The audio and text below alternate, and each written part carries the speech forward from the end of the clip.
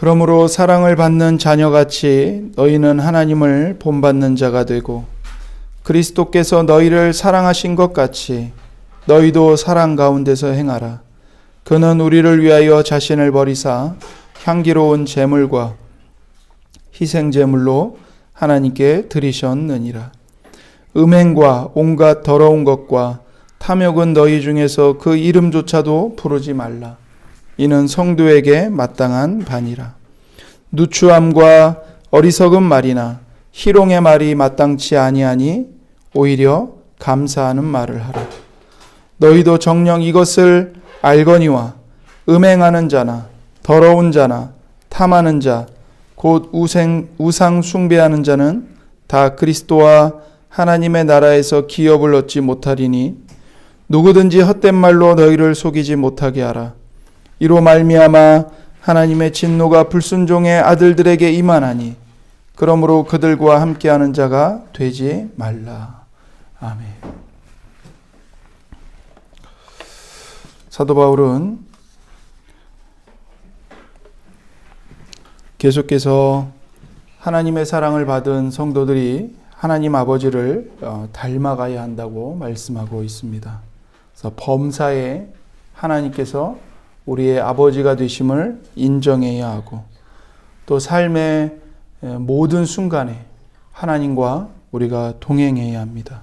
그리고 하나님과 늘 대화하며 하나님의 말씀을 늘 들으며 하나님의 성품을 계속해서 우리가 생각하면서 그 하나님 아버지의 성품을 닮아가기를 힘써야 한다고 말합니다. 그러면서 이제 2절에 이렇게 말씀하시죠. 그리스도께서 너희를 사랑하신 것 같이 너희도 사랑 가운데서 행하라. 그는 우리를 위하여 자신을 버리사 향기로운 제물과 희생 제물로 하나님께 드리셨느니라. 이 말씀은 우리가 하나님 아버지의 성품을 닮아가는 데 있어서 우리에게 힘을 주는 말씀입니다. 우리가 하나님 아버지의 성품을 닮아가는 원동력이 무엇인지를 우리에게 가르쳐주고 있습니다. 그것이 무엇이냐면 그리스도께서 우리를 사랑하신 것입니다. 그리스도께서 너희를 사랑하신 것 같이 너희도 사랑 가운데서 행하라. 이 말씀이 죄인인 우리가, 연약한 우리가 거룩하신 하나님 아버지의 성품을 닮아가는데 힘을 주는 말씀이고 소망을 주는 말씀인 것이죠. 여기서 사도 바울이 사랑을 말합니다. 사랑 가운데서 행하라고 말합니다. 이 사랑은 자기 멋대로 행하는 인간적인 사랑이 아닙니다.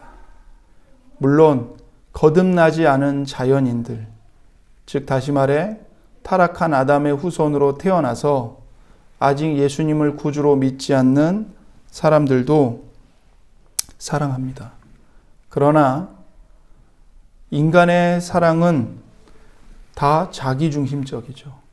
자기 자신을 위해서 사랑하는 것입니다.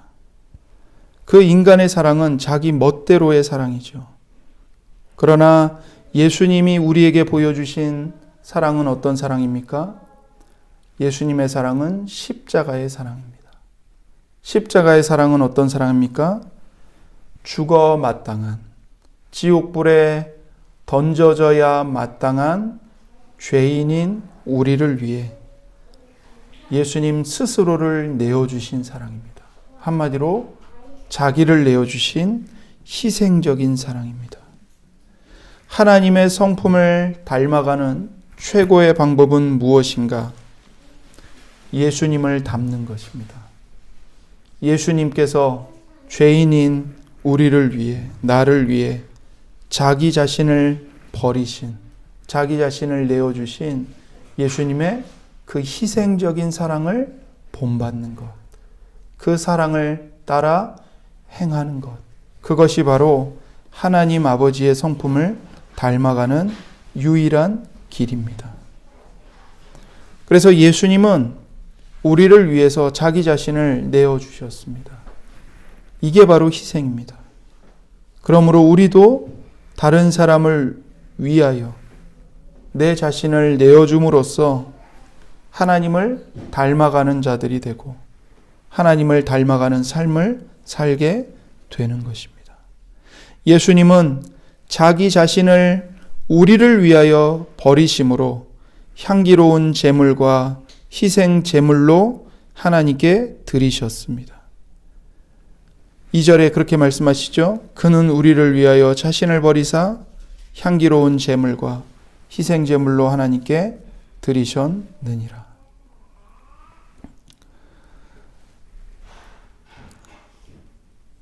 예수님이 우리를 위해 자기 자신을 내어주심으로 하나님께 희생 제물과 향기로운 제물로 드리신 것처럼 우리도 우리 자신을 내어줌으로써 하나님께 내어드리고 다른 사람에게 내어줌으로써 우리의 삶 전체가 하나님께 드려지는 예배가 되게 하라고 말씀하고 있습니다. 우리가 하나님께 드릴 수 있는 향기로운 제물의 한 사례는 이것입니다. 빌립보서 4장 18절에 너희가 준 것을 받음으로 내가 풍족하니 이는 받으실 만한 향기로운 제물이요 하나님을 기쁘시게 한 것이라 이렇게 말합니다. 성도들 사이에서 서로의 소유물을 나누어서 서로가 서로를 돕는 것, 궁핍에 처한 형제를 풍족하게 해주는 것, 복음을 전하기 위해 모든 걸 하나님께 내어드린 선교사, 말씀의 종들을 위해서 그들에게 물질로 채워주는 것, 이것이 바로 향기로운 제물이고 하나님을 기쁘시게 하는 일입니다. 빌립보 교회 성도들은 복음을 전하는 사도 바울을 위해서 또 복음을 전하다가 감옥에 갇힌 바울 사도를 위해서 그 바울 사도를 돕는 물질을 보냈죠. 후원을 보냈습니다. 근데 이것이 하나님께서 받으실 만한 향기로운 제물이 되었고 하나님을 기쁘시게 한 것이라고 사도 바울은 말씀하고 있는 것입니다. 하나님을 향해 이웃을 위해 희생하는 삶을 사는 것, 그것이 바로 하나님을 닮는 삶입니다. 그러나 이것이 쉬운 일은 아닙니다. 우리가 살다 보면 가장 가까운 사람에게도 내 자신을 내어주고 희생하는 게 참으로 어렵습니다. 자기 배우자에게 헌신하는 것도 쉽지가 않습니다.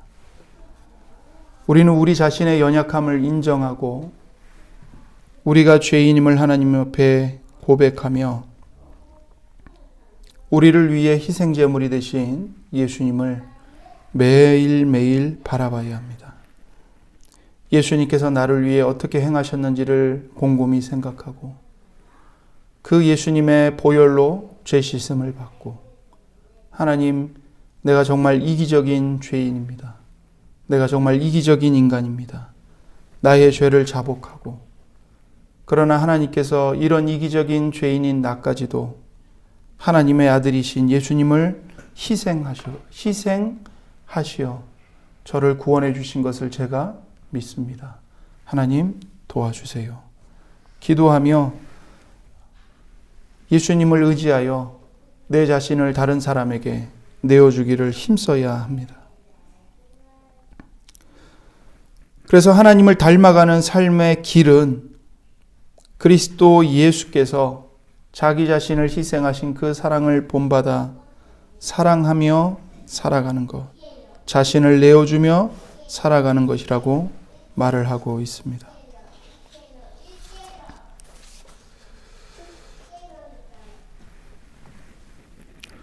우리가 예수님을 닮아간다고 할 때 우리가 오해하지 말아야 될 것은 우리는 예수님처럼 기적을 일으키고 싶어하고 사람들에게 많은 것을 가르쳐서 혹은 다른 사람들이 알지 못하는 하늘의 지혜, 하늘의 비밀을 가르치고 싶어하는 그런 것을 말씀하는 것이 아닙니다. 저를 비롯해서 목사들 중에 주님을 닮고 싶다 할 때 정말 잘못 빠지기 쉬운 죄가 뭐냐면, 착각이 뭐냐면 예수님처럼 병든 자를 고치고 귀신을 쫓아내고 성도들의 문제를 해결해 주고 성경을 펼쳐서 성경을 가르칠 때 다른 사람들이 한 번도 들어보지 못한 그런 아주 특별한 비밀, 지혜, 이런 것들을 가르치기를 원할 때가 있습니다. 그것이 마치 성령의 능력인 것 같고, 그것이 마치 예수님께 붙들린 예수님의 종인 것처럼 착각할 때가 있습니다. 그러나 그것은 매우 위험한 생각입니다. 정말 예수님을 닮아간다는 것은 뭐냐면 기적을 일으키는 것이 아니고, 성도들의 삶의 문제를 해결해 주는 것이 아니고, 한 번도 들어보지 못한 특별한 비밀을 깨우쳐서 가르쳐 주는 것이 아니고, 그들을 진심으로 사랑하는 것입니다. 그리고 성도들이 목사를 주목하게 하는 것이 아니고, 진정한 목자이신 우리 구주 예수님, 우리를 사랑하사 우리를 위하여 자기 몸을 버리사 십자가에 못 박히시기까지, 십자가에 죽으시기까지 우리를 사랑하시되 끝까지 사랑하시고 우리를 구원하신 예수님, 그 예수님을 보여주는 것이, 그 예수님을 보도록 성도들의 마음을 예수님께 집중시키는 것이 정말 예수님을 닮아가는 것입니다. 여러분, 속지 마십시오. 여러분이 어떤 목사를 통해서 목양을 받아야 할지 말씀을 통해 분별하셔야 합니다. 여러분의 눈을 사로잡고, 여러분의 귀를 사로잡고, 여러분의 마음을 사로잡는 목사를 쫓아가서는 안 됩니다. 기준은 하나입니다. 이 목사가 우리를 예수님께로 인도하고 있는가, 아니면 자기 자신에게로 인도하고 있는가, 이것을 분별하십시오. 만약 제가 여러분을 예수님께로 인도하지 않고 여러분으로 하여금 저를 의존하도록 한다면 여러분은 저를 떠나셔야 합니다. 말씀의 교회를 떠나셔야 합니다. 여러분은 저를 의존해서는 안 됩니다. 예수님을 의존하셔야 합니다. 저의 부족함, 저의 미련함, 저의 무능함, 저의 모자람, 이런 것들을 통해서 예수님을 보셔야 합니다. 다른 사람들도 마찬가지입니다. 여러분을 봤을 때 여러분이 예수님을 보여주고 하나님 아버지의 성품을 닮아간다고 했을 때 여러분이 실패하지 않고 실수하지 않고 맡겨진 모든 일을 다 잘하고, 그렇게 해서 사람들이 여러분을 보면서 야, 저 사람 예수 믿는데 예수님 믿어서 저렇게 복 받는 거래, 그런 식으로 복음을 전하고 그런 식으로 사람들을 예수님께로 이끌도록 하나님이 일하시지 않는다는 것을 기억하십시오. 여러분, 간증 들을 때 조심하세요. 나 예수님 믿어서 이렇게 성공했습니다. 물론 하나님이 그것을 통해 일하시기도 합니다. 그러나 성경이 말하는 하나님의 지혜, 하나님의 신비, 하나님의 일하심은 무엇입니까? 십자가의 도입니다. 십자가의 도예요. 십자가는 뭐예요? 실패입니다. 세상 사람들의 눈으로 봤을 때 십자가는 죽음이고 저주이고 멸망이에요. 그것을 통해서 하나님이 우리를 구원하신다고요. 우리를 구원하시기 위해 예수님을 로마 황제 자리에 앉히신 게 아니고 예수님을 도리어 십자가에 못 박아 매달았다고요. 하나님께서 우리를 통해 하나님의 성품을 드러내시고 예수님의 영광을 드러내시는 방법이 바로 십자가입니다. 그러니 예수님이 다시 오실 때까지는 여러분과 저는 매일매일 자기를 부인하면서 십자가를 짊어지고 가야 합니다. 십자가를 짊어지고 가야 해요.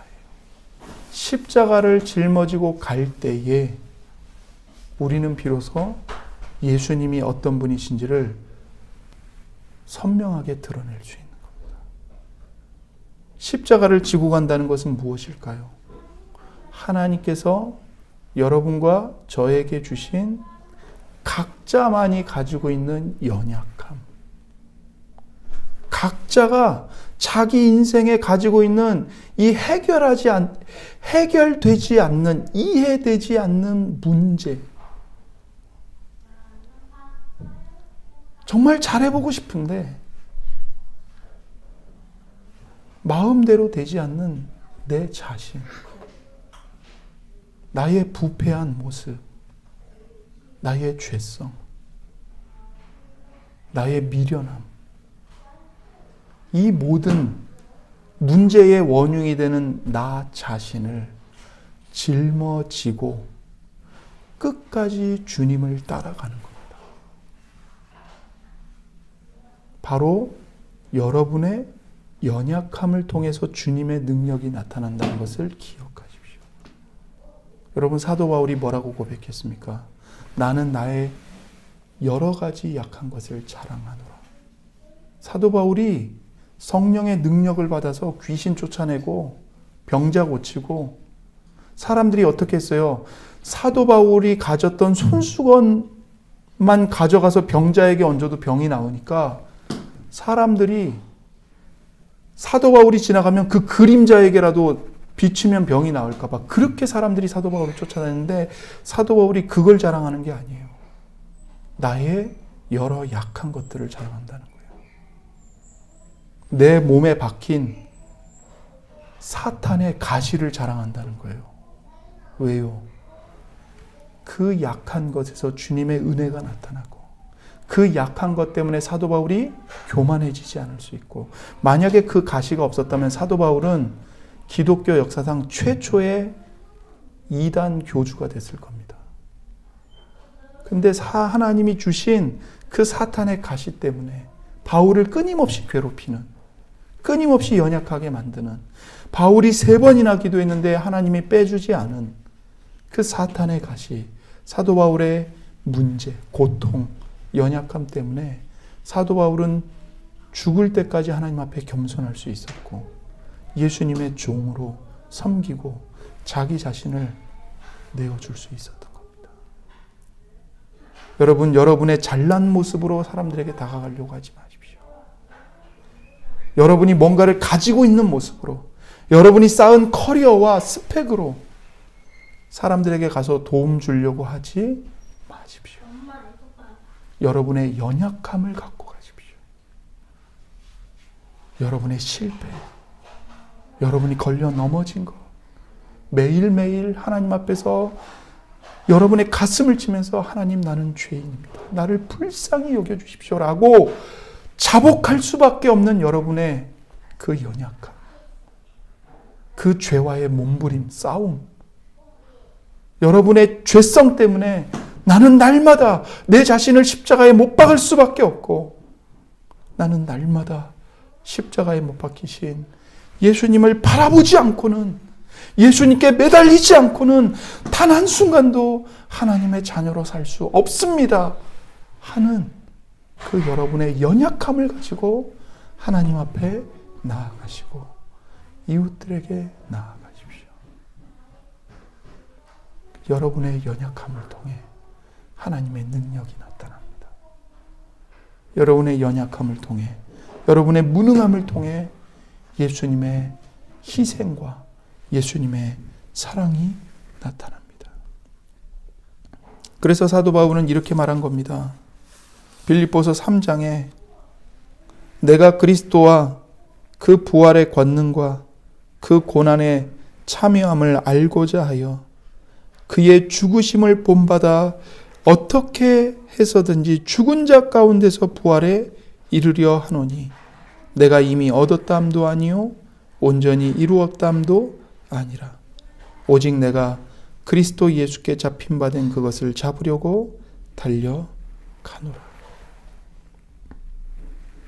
내가 그리스도와 그 부활의 권능과 그 고난의 참여함을 알고자 하여 무엇을 본받는다고요? 그의 죽으심을 본받는다. 여러분, 예수님의 죽으심을 본받으십시오. 그것이 예수님의 부활에 동참하는 비결입니다.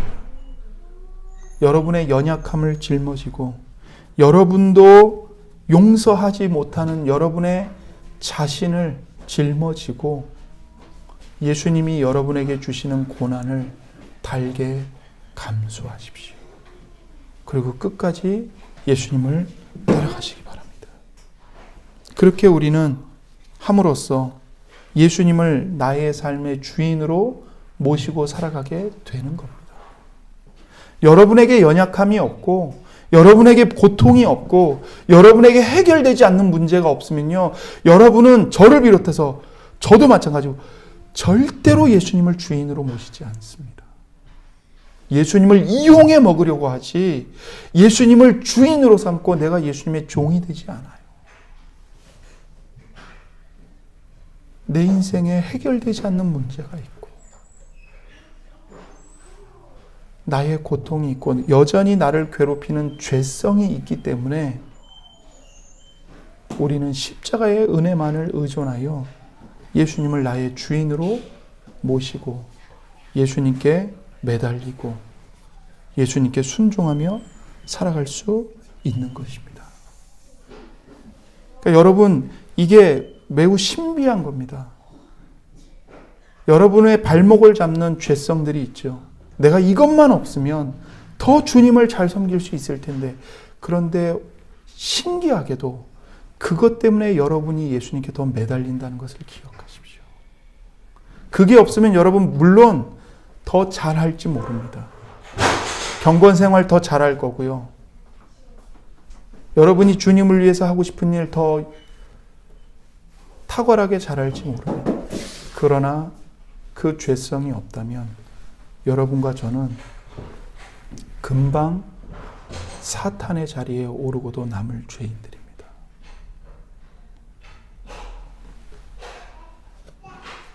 그 죄성이 있기 때문에 내가 예수님의 십자가의 은혜가 없이는 단 하루도 하나님의 자녀로 존재할 수 없다는 것을 알고 하나님 앞에 엎드려 매달리게 되는 겁니다. 여러분, 성도에게 가장 중요한 것은 가난한 심령이라는 것을 절대 잊지 마십시오. 하나님, 나는 죄인입니다. 나는 예수님 없으면 안 됩니다. 가난한 심령이 뭡니까? 예수님으로만 충분하다고 생각하는 사람입니다. 모든 걸 다 가져도 예수님이 안 계시면 나는 거지다. 이것을 깨달은 사람이 가난한 심령입니다. 내가 모든 걸 다 잃어버려도 예수님 한 분만 나와 함께 계시면 난 충분합니다. 모든 걸 다 가졌습니다. 이것을 깨달은 자의 심령이 바로 가난한 심령인 겁니다. 3절에 이렇게 말씀하죠. 이제 음행과 온갖 더러운 것과 탐욕은 너희 중에서 그 이름조차도 부르지 말라. 이는 성도에게 마땅한 반이라. 거룩하신 하나님을 우리가 닮아가야 하는데 그 하나님을 본받는 구체적인 방법을 이제 3절부터 말씀하고 있는 겁니다. 그래서 음행과 온갖 더러운 것과 탐욕은 너희 중에서 그 이름조차도 부르지 말라고 합니다. 이는 성도에게 마땅한 반이라 이렇게 말씀하고 있습니다. 여러분, 하나님은 거룩하신 하나님이십니다. 우리는 그 거룩하신 하나님을 본받도록 부름을 받은 자들입니다. 그러므로 음행, 온갖 더러운 것, 탐욕을 경계해야 합니다. 단순히 조심하는 정도가 아니라 어떻게까지 하라고요? 그 이름조차도 부르지 말라고 말합니다. 음행은 모든 종류의 불법적인 성관계를 가리키는 말입니다. 남자가 남자로 더불어, 여자가 여자로 더불어 성관계를 맺는 것 범죄입니다. 죄악입니다.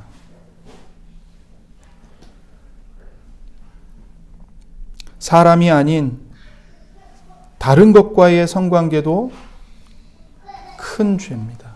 음행입니다. 남자와 여자의 성관계라 할지라도 결혼하지 않은 남자와 여자와 성관계를 맺는 것이라면 그것도 하나님 앞에서 죄입니다. 불법적인 것입니다. 결혼한 이후에 결혼 관계 밖에서의 성관계도 불법적인 음행입니다. 그런데 오늘날 우리나라 이 시대는 어떻습니까? 이 음행의 문제를 아무렇지도 않게 생각합니다. 젊은 청년들 가운데 얼마나 많은 이 음행의 죄가 죄의식 없이 행해지는지 모릅니다. 사랑한다는 이유로, 나는 이 사람과 꼭 결혼할 거라는 생각으로 성혼 서약을 하지 않았는데도 불구하고 잠자리를 갖는 일들이 젊은 크리스찬들 사이에서 비일비재합니다. 멈추어야 합니다. 예수님이 여러분을 위해 어떻게 십자가의 형벌을 받으시고 어떻게 우리를 위해 십자가의 고난을 받아 피 흘려 죽으시면서까지 우리를 깨끗하게 하시고 우리를 거룩하게 하셨는지를 깊이 생각해야 합니다.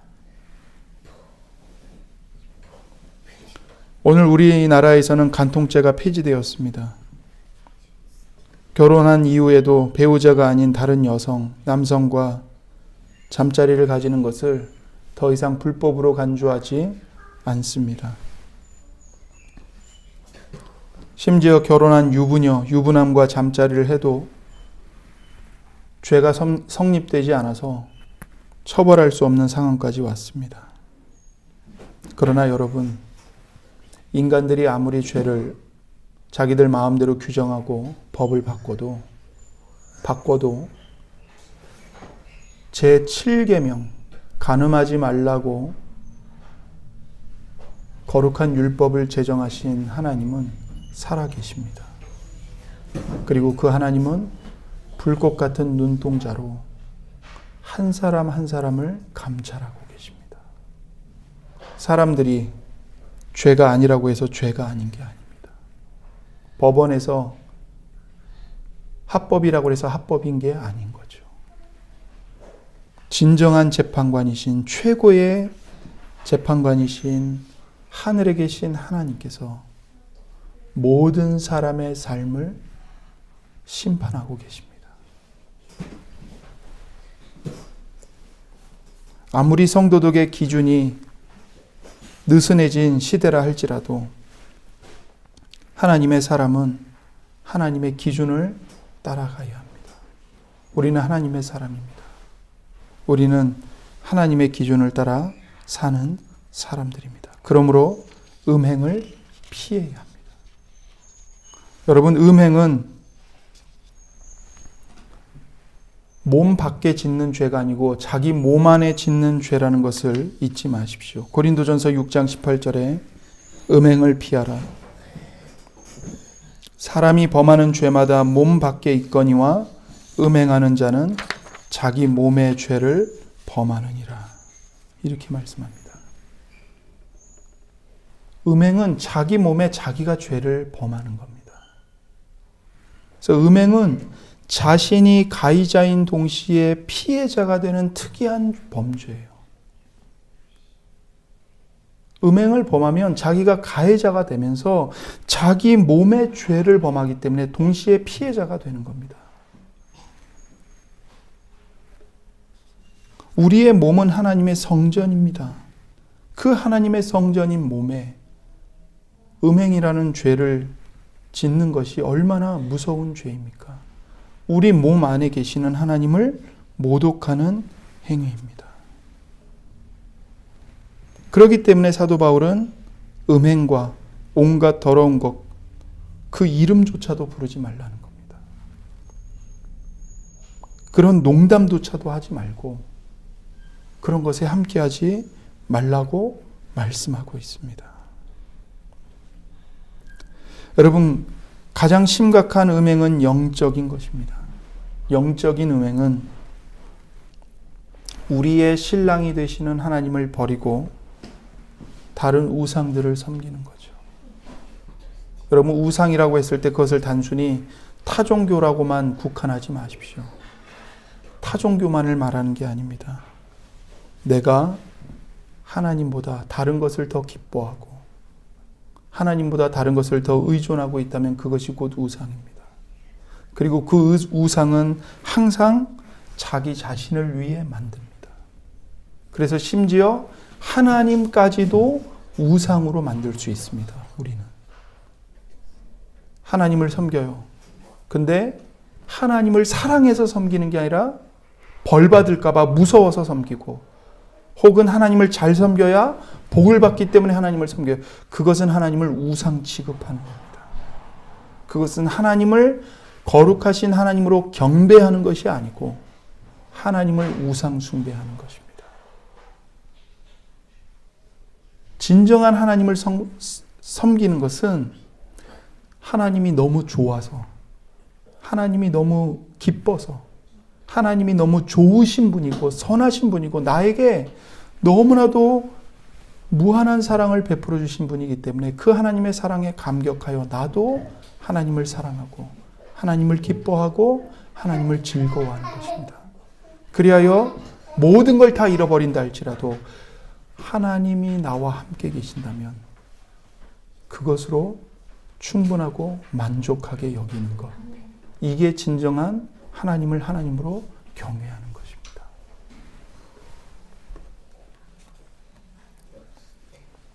우리는 하나님을 닮아가야 하는, 하나님을 본받아야 하는 하나님의 자녀들입니다. 그러므로 영적인 음행을 범해서는 안 됩니다. 하나님을 우상으로 취급하지 마십시오. 혹은 하나님을 섬긴다고 하면서 하나님이 아닌 다른 것을 사모하지 마십시오. 하나님만을 사랑하시고 하나님 한 분만을 기뻐하시고 즐거워하십시오. 여러분, 소교리 제1문답에서 사람의 최고의 목적이 무엇인지를 가르쳐 주죠. 무엇입니까? 사람의 최고의 목적은 하나님을 영화롭게 하고 하나님을 영원토록 즐거워하는 것입니다. 이렇게 답을 합니다. 하나님을 영화롭게 하는 것, 그리고 하나님을 영원토록 즐거워하는 것, 그것이 우리 인생의 최고의 제일 첫 번째의 목적입니다. 우리 인생에서 우리가 행하는 모든 삶의 일들은요, 다 그 목적에 걸리는 겁니다. 우리가 공부하고 밥 먹고 자고 누군가를 만나고 일을 하고 결혼하고 아이를 낳고 뭐 돈을 벌고 다 어디에 걸리는 거예요? 하나님을 영화롭게 하고 영원토록 하나님을 즐거워하는 이 최고의 목적에 다 걸려 있는 일들인 거예요. 그 목적 아래에서 이 모든 일을 우리가 기쁨으로 행하는 거죠. 그런데 하나님을 영화롭게 하는 방법이 뭐냐? 그 일문답에 답이 나와 있어요. 하나님을 영화롭게 하는 방법은 뭐냐? 하나님을 영원토록 즐거워하는 것입니다. 여러분이 하나님을 기뻐하는 것, 여러분이 하나님을 즐거워하는 것, 여러분이 하나님을 사랑하는 것, 그게 바로 하나님을 영화롭게 하는 거예요. 그래서 하나님은 제1계명에서 너는 나 외에는 다른 신들을 내 앞에 두지 말아라 이렇게 말씀하신 겁니다. 너는 나 외에는 다른 신들을 너희들 앞에 두지 말라는 거예요. 하나님 자신보다 다른 것을 더 신뢰하고 다른 것을 더 소망하고 다른 것을 더 사랑하면 그게 바로 영적인 음행을 저지르는 겁니다. 그것을 하지 말라는 거죠. 여러분 기억하십시오. 우리는 하나님 한 분만으로 충분한 사람들입니다. 하나님 한 분만으로 충분해요. 하나님은 여러분을 사랑하셔서 여러분을 위해 당신의 독생자까지 내어주셨습니다. 하나님의 최고의 것을 내어주셨다고요. 그렇게 하나님이 여러분을 사랑하세요. 하나님께는 여러분밖에 없어요. 그러면 동일하게 우리에게도 하나님밖에 없어야죠. 남편에게는 아내밖에 없는 법이고 아내에게는 남편밖에 없는 법이에요. 하나님과 우리와의 관계가 바로 이런 관계인 겁니다. 사도 바울은 탐욕을 버리라고 말합니다. 탐욕은 너희 중에서 그 이름조차도 부르지 말라 말씀합니다. 탐욕은 하나님이 주신 것을 넘어서서 그 필요 이상으로 더 가지려는 마음의 욕구입니다. 또 하나는 가지지 말아야 할 것을 가지려고 하는 마음의 소원을 가리켜서 탐욕이라고 합니다. 여러분, 탐욕이 뭐라고요? 하나님이 여러분에게, 저에게 이미 충분한 분깃을 주셨어요. 근데 그것을 넘어서서 더 갖기를 원하는 거예요. 그리고 하나님이 여러분과 제게 갖지 말아야 할 것을 안 주셨어요. 근데 그것을 갖겠다고 소원하는 거예요. 그게 탐욕이에요. 그것을 버리라는 겁니다. 모든 사람은 하나님에 의해서만 채워지고 만족하는 이 욕망의 주머니를 가지고 있어요. 이 파스칼이라는 분이 말한 거예요. 모든 사람은 하나님에 의해서만 채워지고 만족하는 욕망의 주머니를 가지고 있다. 그러니까 하나님께서만 채워주실 수 있는 거예요. 그래서 인간의 그 욕망의 주머니는 뭐냐면 바로 영혼을 가리키는 겁니다. 우리의 영혼.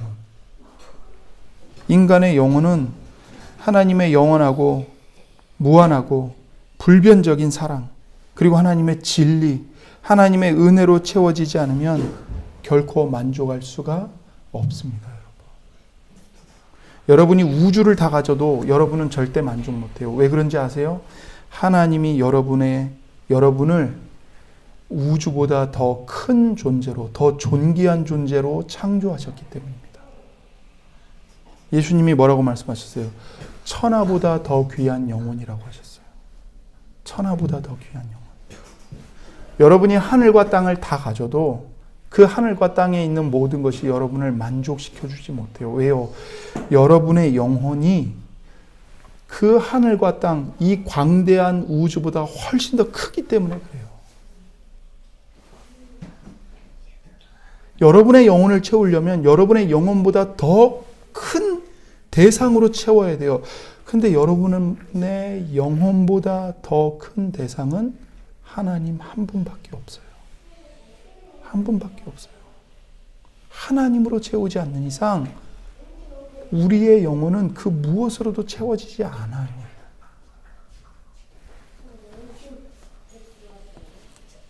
하나님으로 채워지지 못하니까 만족하지 못해요. 만족하지 못하니까 어떻게 해요? 잘못된 대상을 끊임없이 갈망하고 추구해요. 그리고 그런 것들을 가져도 채워지지 않으니까 더 많은 것, 조금 더 계속 가지려고 추구하게 돼요.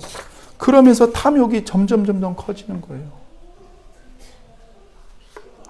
탐욕을 왜 품습니까? 만족하지 못하니까 탐욕을 품는 거예요.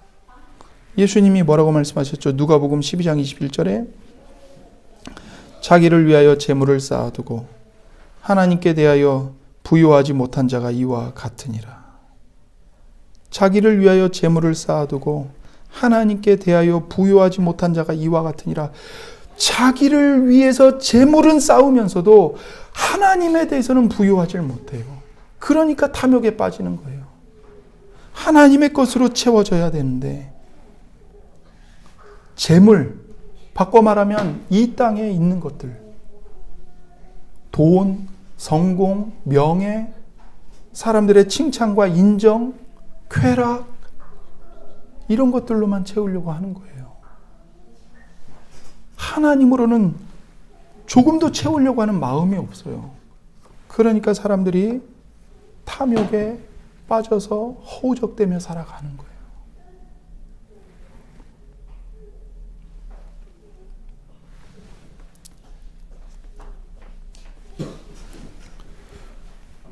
하나님의 사랑과 하나님의 진리와 하나님의 성품으로 충만하지 않으면 탐욕의 희생물이 될 뿐입니다.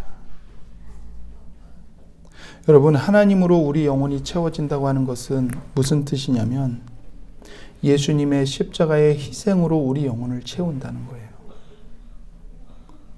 예수님이 여러분을 위해 희생하셨습니다. 여러분을 위해 예수님이 자기 자신을 내어주셨어요. 그 예수님으로 채우십시오. 예수님의 섬김을 기쁘게 받으십시오. 예수님이 뭐라고 말씀하셨습니까?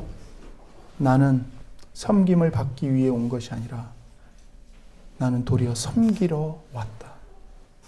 많은 사람들의 목숨을 위해 대속물로 내가 내 자신을 내어주기 위해 왔다 말씀하셨죠. 바꿔 말하면요, 구원받는 사람은 어떤 사람들만 구원받을 수 있어요? 예수님의 희생과 섬김을 자기 것으로 받아들이는 사람만 구원받을 수 있는 거예요. 여러분과 제가 구원받을 수 있는 길은 다른 길이 없어요. 내가 예수님 잘 섬겨야지, 그래서 점수를 따야지, 그렇게 해서는 구원 못 받아요. 구원받는 길은 예수님이 나를 위해 희생해 주신 예수님의 섬김을 기쁨과 감사함으로 받는 거예요. 그게 나를 구원하는 길이에요. 내 영혼이 만족하는 것도 예수님의 섬김으로 채워지는 거예요. 여러분, 예수님은 저와 여러분을 섬겨주시기 위해 오셨어요. 예수님은 저와 여러분의 그 더러운 발을 씻어주시기 위해 오셨어요. 그래서 하나님의 사랑, 하나님의 진리, 하나님의 은혜, 하나님의 성품으로 우리 영혼이 충만해진다는 것은 무슨 뜻이냐면, 십자가에서 나를 사랑하사 나를 위하여 자기 몸을 버리신 예수님의 사랑과 희생, 그 예수님을 기쁨으로 받는 겁니다. 그 예수님으로 내 영혼이 채워져야 되는 거예요. 그러니 여러분, 섣불리 하나님을 위해 뭔가를 하려고 하지 마세요. 하나님을 위해 뭔가를 하려고 하기 전에 먼저 여러분의 영혼이 예수님의 섬김으로 채워지세요. 이게 중요한 거예요. 사단이 꼭 어디서 납니까? 복음의 은혜가 뭔지 모르는데 일부터 시키는 거예요, 교회에서. 일 시키면 책임감이 주어지니까 교회 안 빠지고 잘 할 거야. 거기서 문제가 발생해요. 하나님의 은혜가 뭔지, 감사하는 그 은혜에 대한 감격이 뭔지, 예수님의 십자가의 사랑으로 자기 영혼이 채워지는 것이 무엇인지 맛을 보지 못한 사람에게 무거운 짐을 짊어지고 가라고 하면 갈 수 있겠습니까? 문제가 발생해요. 여러분이 먼저 예수님의 사랑으로 채워지십시오.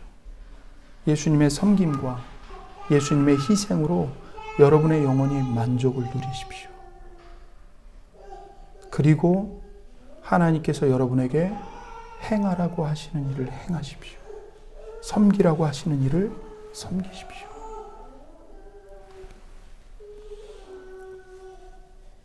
우리가 아무리 돈을 많이 가져도, 우리가 아무리 내가 원하는 것들을 얻어도, 아무리 내가 꿈꾸는 인생길을 내가 걸어간다 할지라도 하나님께 대하여 부요하지 않으면 영혼의 이 욕망의 주머니는 채워질 수가 없고 끊임없이 탐욕에 빠질 수밖에 없다는 것을 기억하시기 바랍니다. 우리는 하나님을 닮아가는 자들이 되어야 합니다. 하나님을 본받는 자들이 되어야 합니다. 하나님의 성품을 본받아야 합니다. 자기 아들까지 내어주신 하나님의 사랑, 그리고 자기를 희생하신 예수님의 사랑을 우리는 본받아야 합니다. 그때에 우리는 비로소 하나님으로 채워지고 예수님의 희생으로 채워지고 탐욕의 문제를 해결할 수 있는 겁니다. 여러분, 음행도 마찬가지예요. 왜 음행에 빠집니까? 영혼의 주머니가 텅 비어서 너무나도 공허한 거예요.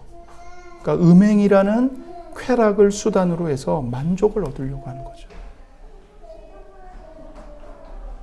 진정한 사랑에는 자기 희생이 반드시 자기 희생이 들어가야 돼요. 근데 이게 하기 싫거든요. 그러니까 어떻게 해요?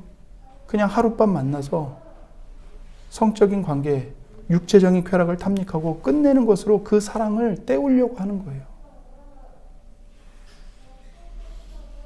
진정한 사랑을 받고 싶은 욕망은 있는데 누구도 자기에게 진정한 사랑을 주지 않아요. 그리고 그 진정한 사랑을 맛을 보려면 내가 먼저 내 자신을 희생해야 되거든요. 근데 그게 쉽지가 않고 그게 힘들어요. 그게 바보 같아요. 싫어요. 그리고 그렇게 해서 인간에게 자기 자신을 다 내어줘봤자 뭐만 받아요? 상처만 받아요. 그러니까 그렇게 안 하는 거예요. 근데 사랑받고 싶은 욕망은 있어요. 그러니까 어떻게 해요? 바람 피고 원나잇하고 그러면서 그 공허한 이 욕망의 주머니를 그런 식으로라도 어떻게든 채워보려고 몸부림을 치는 거죠. 불쌍한 거예요. 불쌍한 거예요. 동시에 비참한 거예요. 정말로. 왜 그렇습니까? 예수님의 그 십자가의 희생으로 채워지지 않았기 때문에 그래요. 여러분, 십자가에 못 박히신 예수님을 바라보십시오. 십자가에 못 박히신 예수님의 그 사랑을 묵상하십시오. 예수님의 섬김으로 여러분의 영혼을 채우시기 바랍니다. 그렇게 할 때 음행을 이길 수 있고 더러운 것들을 이길 수 있고 탐욕을 이길 수 있습니다. 하나님은 여러분에게, 저에게 죄와 싸워 이기라고 할 때 아무것도 주지 않고 무조건 싸워 이기라고 하시는 분이 아닙니다. 죄를 이길 수 있는 충분한 사랑과 은혜를 우리에게 주시면서 너 할 수 있다. 죄와 싸워라. 이렇게 말씀하시는 거예요, 여러분. 할 수 없는데 네가 알아서 무조건 해내. 그런 게 혹독한 주인이 아니시라고요, 우리 하나님은. 내가 너를 도와줄 거다. 내가 너에게 아낌없이 사랑을 부어주고 있다. 내가 너를 위해 내 아들까지 내어주면서 너에게 은혜와 사랑을, 진리를 날마다 네 영혼 속에 채워주고 있다.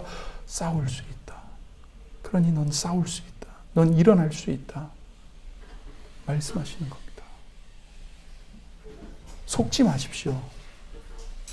여러분 혼자 있는 것처럼, 홀로 떨어져서 나 혼자 죄와 싸워야 되는 것처럼 마귀는 우리를 그렇게 속이는데 속지 마십시오. 하나님이 여러분과 함께 하시고요. 또 하나님께서 우리 주변에 붙여주신 믿음의 형제 자매들이 있습니다.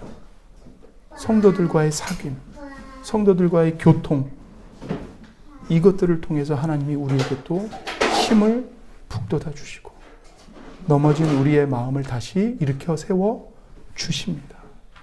싸워 이길 수 있는 힘을 주십니다.